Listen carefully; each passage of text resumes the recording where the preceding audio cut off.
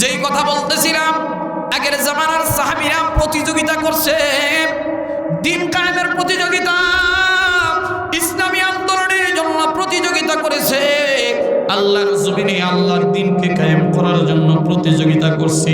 আর আমাদের যুবকরা এখন ফ্রি ফায়ার গেম খেলার প্রতিযোগিতা করে।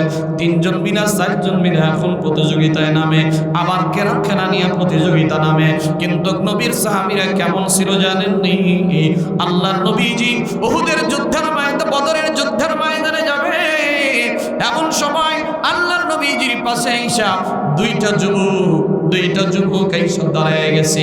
একজনের নাম হলো মুআজ, আর একজনের নাম হলো মুআবিস। আল্লাহ রাসূলের কাছে দাঁড়ায় ডাক দিয়ে বলে, ইয়া রাসূলুল্লাহ, ইয়া হাবিবাল্লাহ, আমরা একটু যুদ্ধের ময়দানে যাইতে চাই। আল্লাহর নবী বললেন, না না, তোমাদের তো বয়স হয় নাই, ছোট বাচ্চাদেরকে যুদ্ধের ময়দানে নিয়ে যাওয়া যাবে না, মেয়েদেরকে যুদ্ধের ময়দানে যাওয়া যাবে না। আল্লাহর নবী বললেন, তোমাদের বয়স হয় নাই, তোমরা উচ্চতা নয়, তোমাদের উচ্চতা হয় নাই, তোমরা কেমনে যাবা? তোমরা তো যুদ্ধের ময়দানে গেলে মারা যাবা। আল্লাহর রাসূলের সাহাবীরা বলে, ইয়া রাসূলুল্লাহ, আমি মার কাছ থেকে বিদায় নিয়ে আসছি, আমি দরকার হলে শহীদ হয়ে যাব। সুবহানাল্লাহ, বাড়ি যায় কই কি কয়? শহীদ হয়ে যাব, শহীদের তামান্না নিয়ে আসছি। পয়গম্বর, আপনি একটু নেন না, আমাদের দুইজনের শরীরের ভিতরে অনেক শক্তি আছে। কি আছে? আল্লাহর নবী পরীক্ষা করার জন্য 2 ভাইকে বললেন, তোমরা একটু কুস্তি লাগো। কি লাগো? যেই ভাই বিজয় অর্জন করতে পারবে ওই ভাইকে যুদ্ধের ময়দানে পাঠায় দেওয়া হবে।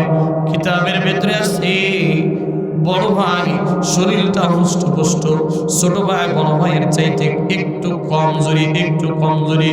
বড় ভাই কিন্তু ফাড়ায় দিবে কুস্তি লাগলে।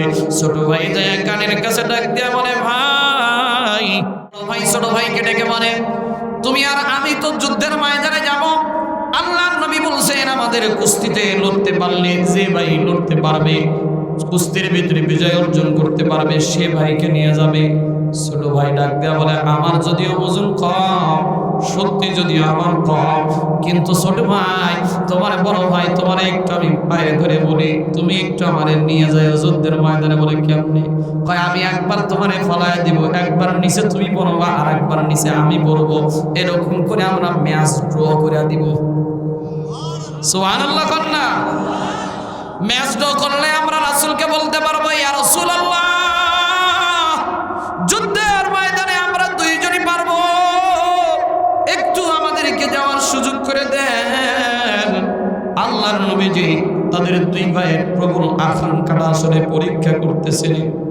নবীজি বললেন, ঠিক আছে, তোমরা 2 ভাই যুদ্ধের ময়দানে যাইতে পারবা। আল্লাহর নবীজি যুদ্ধের ময়দানে চলে গেছে।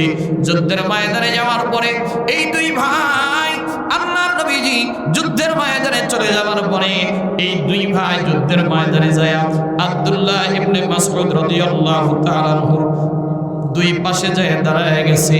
সালাম দিয়ে ডাক দিয়ে বলে, চাচা, আমরা একটু যুদ্ধের ময়দানে আসছি, আমরা একটু আপনার কাছে জানতে চাই, আবু জেহেল কোনটা?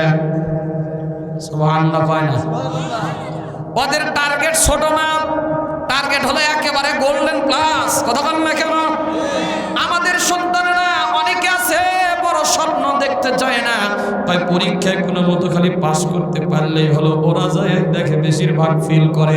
আর যাদের স্বপ্ন গোল্ডেন প্লাস, ওরা আপাতত গোল্ডেন প্লাস যদি নাও পায়, A+ পায়, কারণ স্বপ্ন বড় বেশি।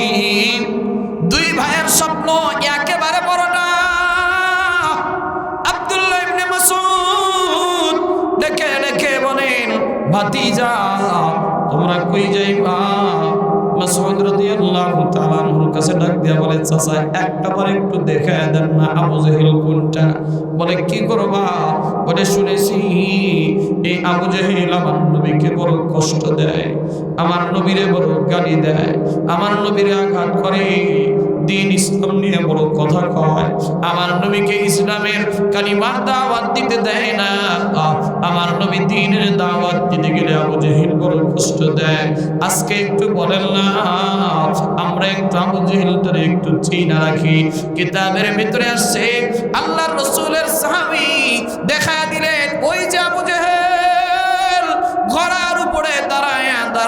যুদ্ধের ময়দানে তরবারি চালাইতেছে। আবু জেহেলকে দেখানো শেষ, কিতাবের ভিতরে আসছে দেখানো শেষ হওয়া মাত্র দুই ভাই বাজ পাখির মতো আবু জেহেলের উপরে আক্রমণ শুরু করে দিয়েছে। দুই ভাই আবু জেহেলের ঘরের কাছে যায় চিন্তা করছে, আগে যদি আবু জেহেলরে মারতে যায় আমরা তো হাতা পাবো না, উচ্চ ঘোড়া কি করতে হবে? আগে দুই ভাই যায় ঘোড়ার দুইটা পায়ের ভিতরে আঘাত করছে, ঘোড়াটা পড়ে গেছে। পায়ের ভিতরে আঘাত করা মাত্র ঘোড়া পড়ে গেছে, সাথে সাথে আবু জেহেলের উপরে উপর্য করে দুই ভাই আঘাত করে দিয়েছে। কিতাবের ভিতরে আসছে আবু জেহেলের সন্তান ইকরামা দৌড়ে আসছে বাবাকে বাঁচানোর জন্য। তখনও পর্যন্ত ইকরামা কালিমা পড়ে মুসলমান হয় নাই। আবু জেহেলের সন্তান ছিল ইকরামা, পরবর্তীতে তিনি মুসলমান হয়েছিলেন। ইকরামা এসে এক ভাইয়ের হাতের ভিতরে তরবারি আঘাত দিয়ে এক ভাইয়ের হাতটাকে একেবারে কেটে দিয়েছে, হাতটা এখন ঝুলতেছে।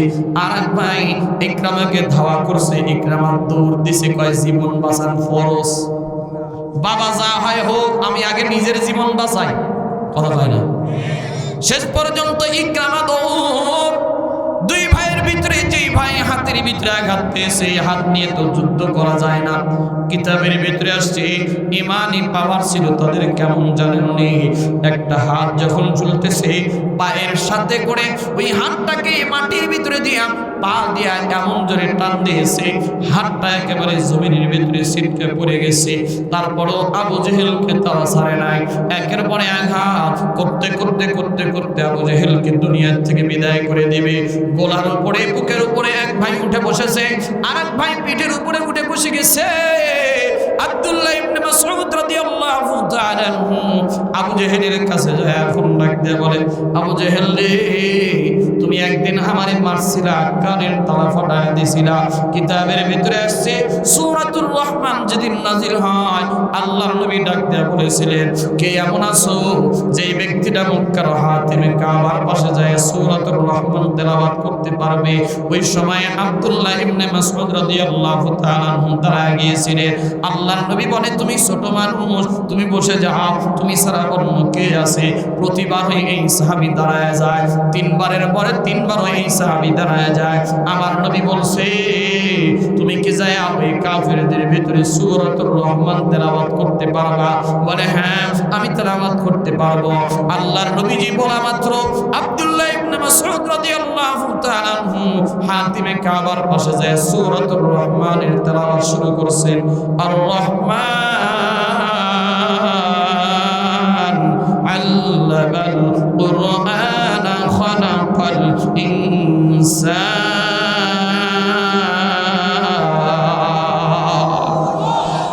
কোরআনের তেলাওয়াত শুরু হয়ে গেছে। আবু জেহেল কোরআনের তেলাওয়াত শোনা মাত্র আর সহ্য করতে পারে না। আব্দুল্লাহ ইবনে মাসউদের কানের ভিতরে এসে এমন একটা জোরে থাপ্পড় দিয়েছে, কানের তালাটা তার ফেটে গেছে, কান দিয়ে রক্ত আসা শুরু হয়ে গেছে। ওই দিন থেকে আব্দুল্লাহ ইবনে মাসউদ প্রতিজ্ঞা করেছিল, যদি কোনোদিন সুযোগ পায় আবু জেহেলরে আমিও কিন্তু সাইজ করে দিব। আল্লাহু আকবার বলে। আবু জেহেলের গলার উপরে যখন দুইটা ভাই বসে গেছে, আল্লাহর রাসূলের এই সাহাবী যায় আবু জেহেলের গলার ভিতরে তরবারি ছড়ায় দিয়া আবু জেহেলকে দুনিয়া থেকে শেষ করে দিয়ে দিছি। এমন ছিল সাহাবীদের ঈমান। কিন্তু এখন আমরা মুসলমান সব দিক থেকেই বড় দুর্বল হয়ে গেছি। আজকে আমাদের ঈমানি পাওয়ার নাই। আজকে মসজিদে যদি ঠিক মতো আমরা যাইতে পারতাম, নামাজ যদি আমরা ঠিক মতো পড়তে পারতাম, ঈমানি পাওয়ার বাইরে যাইতো। কিন্তু নামাজই পড়ি না, সাহায্য আসবে কোথা থেকে? আল্লাহ তাআলা বলেন, ইয়া আইয়ুহাল্লাযীনা আমানুস্তাঈনু বিস-সাবরি ওয়াস-সালাহ। আল্লাহ বলে, বান্দারে যখনই বিপদে পড়বা তোমরা নামাজের মাধ্যমে বিপদ থেকে উদ্ধার চাইবা। নামাজ এবং ধৈর্যের মাধ্যমে আল্লাহর কাছে চাও, আল্লাহ তাআলা তোমাকে নামাজের মাধ্যমে সকল বিপদ থেকে হেফাজত করবে। কিতাবের ভিতরে আসছে, হাদিসের ভিতরে আল্লাহর রাসূল বলেন,